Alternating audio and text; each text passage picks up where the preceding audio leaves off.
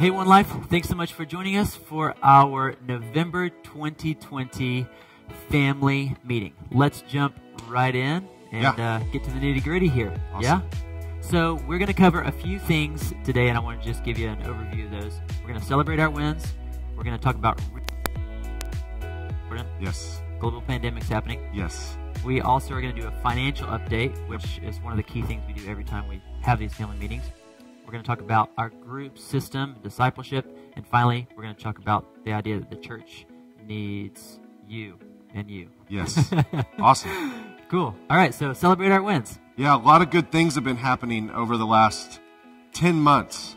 The last time we had a family meeting was in May, right? Yeah. And so there's been a lot of good things that have been happening even as our church has been scattered. So we just want to cover some of those things. The first one is Church Outdoors.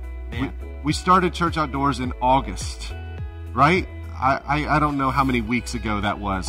So it feels forever. Yeah, forever ago. And so we've had an average of attendance of about 85 people at that. And one of the vision for Church Outdoors was it was a common ground for all of us. Some of us were ready to come back inside in August.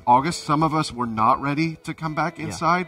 And so we wanted to create a common ground where we could all meet together and gather as the church. And I am so grateful for our campus, for our facilities, for our parking lot, for all of our volunteers that have made that possible. And so, we've seen a lot of people come in and out of those Church Outdoor services. New families have come to those services and gotten connected to our church during this season. Another thing we have to celebrate is the blessing box. I love the blessing box. Yeah, so we as a staff are here working every day, and we see families drive up and receive a blessing from the blessing box, whether it's one meal or a day's worth of meals. We've also partnered with Parkwood Baptist and Connect Christian and other local churches and businesses and individuals who have adopted the blessing box for a month or a couple weeks. And so our church, we are adopting it for the last 2 weeks of November and the first 2 weeks of December. And so I've just really enjoyed being able to bless our neighbors through the blessing box. Another thing is the trick-or-treat drive-through. I am so proud of our Next Gen team. Yeah. We partnered with Endless Opportunities and LaShonda Houston, which she's one of our collective partners. We served 30 families through the trick-or-treat drive-through, including families from Endless Opportunities, families from One Life, and families that were just driving by. No way. Yes, and saw that there was something happening in our parking lot, pulled in. We got to take their family picture, give them candy, and it was a lot of fun. To be honest, that was the highlight of my year. Like the highlight of 2020, I was dressed up as a Wookiee from Star Wars. Nicole was dressed up as the female Where's Waldo. Our family had a blast, and so it was a great time. So my goodness. So let's look at a couple other things. Student Life Missions Week was back in the summer, and they served the Families First bilingual preschool right down the street. Right on the way here. I see it every day. Yes, on Central Drive, and they were able to serve that awesome place. Our Axiom groups have been going since July. We've had 9 Axiom groups and 35 individuals go through that. And those Axiom groups is a place where we learn more about who God is and what God is up to in the world. And it's really a next step in all of our discipleship. And then the Rooted renovations. While we have been out of the building, we have been continuing through the checklist of things that we told you we were going to do as a part of our Rooted campaign. And so we completely renovated our lobby to make more space for our church, to be family oriented. We put in a new kitchen in the main building here, and then we also renovated the fence in our parking lot because it was kind of an eyesore for visitors that would drive on our parking lot, and now it looks great because a group of people came and put a new fence in and painted and so there's been a lot of things happening even as we've been a church that's scattered during this season. A lot of reasons for us to celebrate what God is doing in us and what God is doing through us. That's amazing, because some of those projects we were actually concerned about being able to do. Yes. If there were people coming in and out, because putting a kitchen in, I don't know if you ever remodeled your kitchen. I haven't, but I've watched HGTV enough to know that it really wrecks your life and you have to live in the dust. We didn't have to do that because now it's, you know, it's a perk of what's happening, but it's also, you know, it gave us the opportunity to do something that we were going to have to really shuffle around to try to get people in the lobby. Yes, like it's been we've taken something, a really tough season. There you go. See, you're saying it better than me. And we've made good out of it. Yeah. Good things have come of this. Yeah. And it's important for us to celebrate, even in the midst of a season where there's a lot of grieving and there's a lot of mourning. And we acknowledge it's okay to be sad during this season of a global pandemic.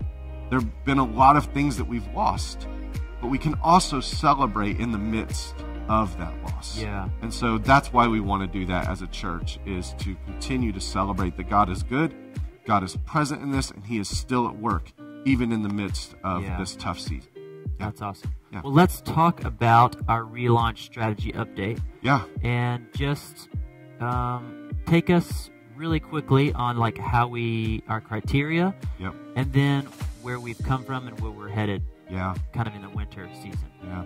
Well, we have made it a goal of ours to make sure that we're communicating with you all along the way. And I hope that we've been able to do that. I hope that you don't feel like you've been in the dark during this season as we've been making decisions and taking steps along the way. And so we want to continue communicating and being as clear as possible as we take our next steps throughout this season as we walk through this global pandemic. So we've had 4 points of criteria as we've made every decision that we've made, right? Yep. The first is it legal? Yep. Is it legal for us to gather in the parking lot? Is it legal for us to regather in the building? And so we've been asking that question since March. Yeah. The second question is it virtuous or is it ethical? We want to make sure our decisions align with the Jesus ethic that we believe in.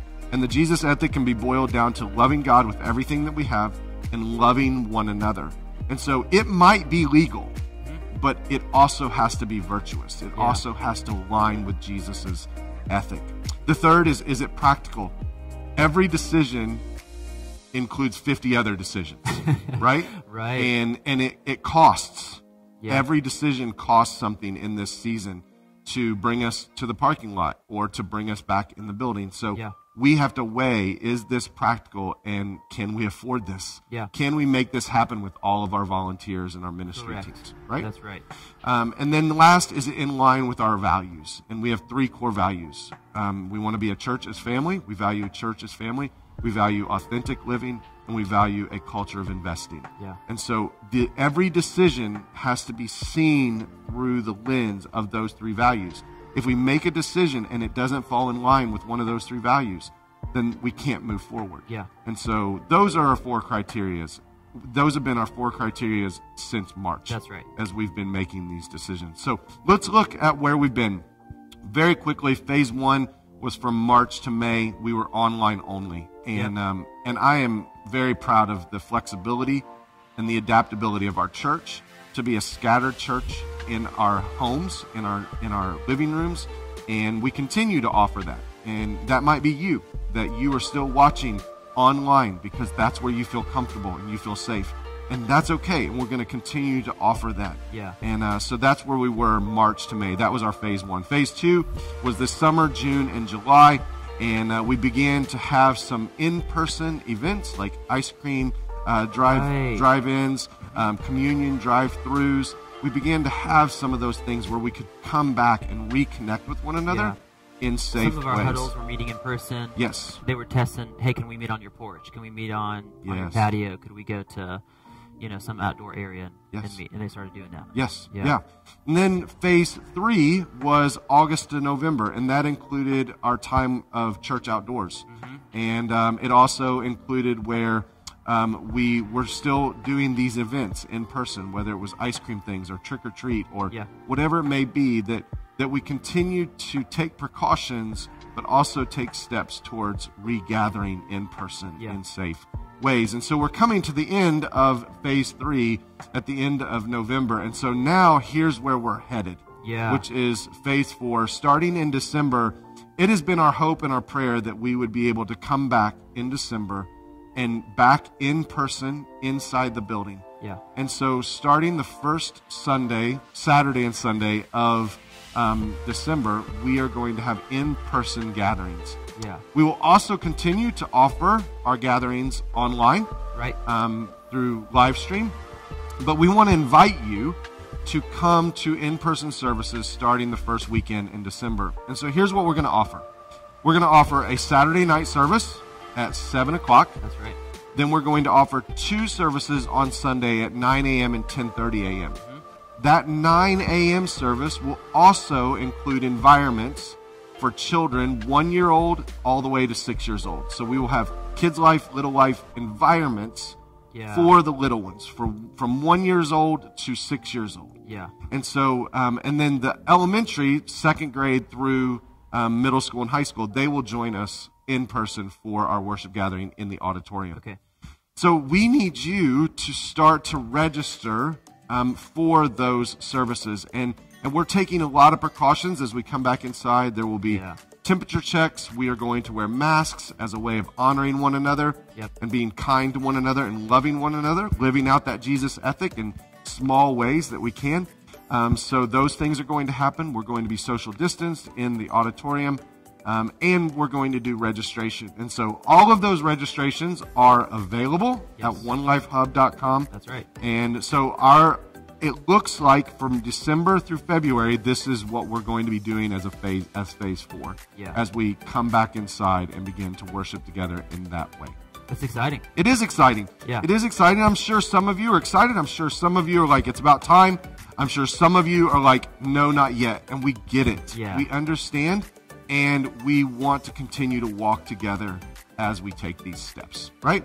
Yeah. So if we could go to the next slide, it's just a reminder of how you can register for church indoors. And that includes our Christmas celebration, which is the weekend of December 19th and 20th. That's right. So register now. Go to onelifehub.com and register for all of those services that you and your family want to come to. And as always, we are going to continue to offer our services online and live stream those services every Sunday morning at 10:30 a.m. at onelifechurch.tv/live, or you can find that through onelifehub.com. That's right. Right? Easy All right. peasy. Sweet. So what's next? We're going to look at our financial update. Yeah. And I'd love to hear. I know some of these, but you can just tell all of us, help us understand where we've been. Yep. And kind of where we are, and then maybe there's some good news as well. Yes. Good news, bad news, along the way. Awesome. So where we were the last time we had a family meeting was our 5-month average, offering average was $29,280. This was back in May. And then our expense budget was $31,800. So that's where we were the last time that we had a family meeting. Let me show you where we are right now. Over the past 6 months, our 6-month offering average is about $24,210.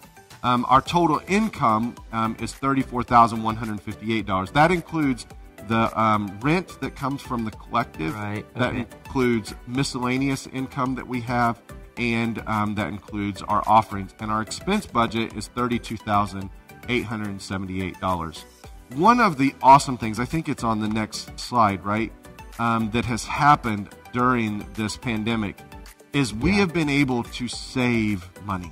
We have been able to save money. We've done a lot of renovations, but we've also been saving money. So at the beginning of 2020, one of our goals as a team and as an elder board was that we would have $45,000 in our savings. As of today, we have $70,000 in our savings. That's incredible. Yeah. In the 4 years that I've been here, we've talked about this. In the time you've been here, this has never been a reality. Yeah. We haven't had that much in savings. And it's like, because we were a church plant, we're only 16 years old. This is usually not something that comes later. But we wanted to our goal was to have $90,000 in savings eventually. That's 3 months of operating expenses. Okay. We are almost there. Yeah. But we are going to continue in 2021 working towards that goal so that we can have some security as a church. When a global pandemic comes, we can have that savings there. And so we're just excited and we're grateful for what God has done through this, and also just that we have been able to be very disciplined in our finances to be able to get here. And so that has included a lot of people on our team and around us that have helped us to get there. And it's included your generosity, your radical generosity for us to get to that place. So if you are watching this right now and you want to partner financially with our church, if you want to worship through the giving of your tithes and offerings, we want to invite you to do that at onelifechurch.tv/give, or you can do it through onelifehub.com. And so that we want to be a radically generous church, whether it's through the blessing box, whether it's through our crisis assistance fund that we've had, whether it's through our meal trains. We want to be a radically generous church. The only way that we are able to be a radically generous church is if our church is made up of radically generous individuals and families. And so I'm grateful that that is true of our church, and we can continue moving in that direction. So that's financial update. That's a great update. Yeah. I'm actually really, really grateful. Kind of like you already said this, but I'm so grateful that we have a church that gives out of that generosity, enabling us to keep on the mission. Yes. And not be afraid that, like, I don't know if we're going to close the doors next week. No, we're not going to. We're moving forward. Yeah, man. That's awesome. Well, let's talk about OLC groups. Yeah. Kind of how that fits into ministry for us, and even what discipleship means along that path. Yeah. Yeah. So for us, discipleship is the thing. It's our aim. Yeah. Discipling people in the way of Jesus is the aim. And we know this, and it happens in many different environments, right? And so it takes a long time too. It does. We've been talking about this over the last year, that I didn't even get to where I am as a believer, as a follower of Jesus, in a year. No, it took years and years and years. It's about longevity, right? And so, being and creating fully devoted followers of Jesus it's what we wake up thinking about. As a staff, as a team, as a church, that's at the forefront of our mind. It's discipling people in the way of Jesus. And we have been dreaming about and praying about what that looks like here at One Life Church. It includes our Sunday gatherings. It includes serving on ministry teams. Yeah. It does. We are being discipled in those places, in those environments. It includes us being on mission in our neighborhoods with our neighbors, doing dinners in our houses, meeting our neighbors and getting to know them and inviting them to be a part of our church family. Right. But it also includes intentional groups of people that pour into each other. And over the last 4 years, we have had life groups. We've had missional families. We have done Axiom groups. We have done care groups. Care groups. Yep. All with the goal of caring for one another and discipling one another. That is at the forefront of our mind as we have vision for what our group system looks like. So we've done those things in the past, and we are moving forward with a new system that we're gonna launch in 2021. Yeah. And so we just want to put that on your radar, that it's coming. In January, we're doing an entire teaching series on Acts 2:42. Yeah. And I would encourage you to go read it right now. And we're going to talk about what our new group system is going to look like going forward. And we want to say this: we are going to invite every single one of you to be a part of one of these groups. And there's going to be a place for you. There's going to be a seat for you at the table. And we're really excited about what is coming in 2021. Yes. Awesome. Well, let's close out our time by talking about why the church needs us, you, everyone. Yeah. The church needs you. Yeah. We need you. That is the heartbeat of the church. The church can't be the church without human beings, right? And so the church needs you. One Life Church needs you. And let me tell you what we need. The church needs your example. The church needs your life. Your life lived for God encourages other people.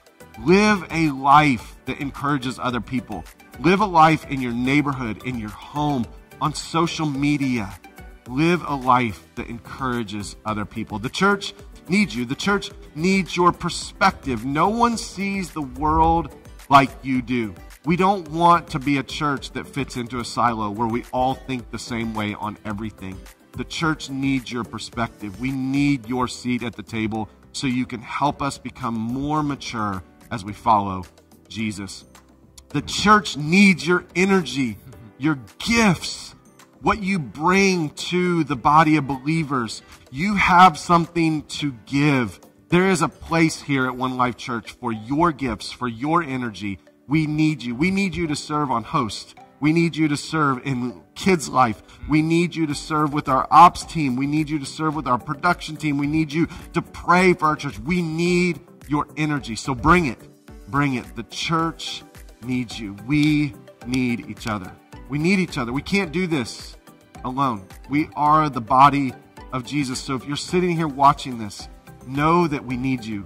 We need each other. So don't sit on the sidelines and be someone that's just watching from a distance, but lean in because the church needs you. Amazing. Yeah. Well, 20 minutes gone. Yes. Like a flash. Yes. Right? This Yep. is how our family meetings normally go. If you have any questions about anything that we've talked about, Justin shared, or maybe you want to see a slide, the numbers pass too quickly, feel free to email us at info@onelifechurch.tv. If you want to have a conversation, if you have a question that you think maybe is off limits, there's no off limits questions here. I've heard you say that so many times. Yeah. So feel free to email us. If you want to text us, text the number of the church.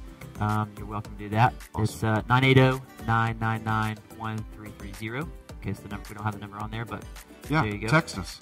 We'd love to have the conversation, and nothing's off limits. That's so, right. Thanks so much for joining us. Yeah. We'll see you when we see you. Grace and peace. Bye-bye.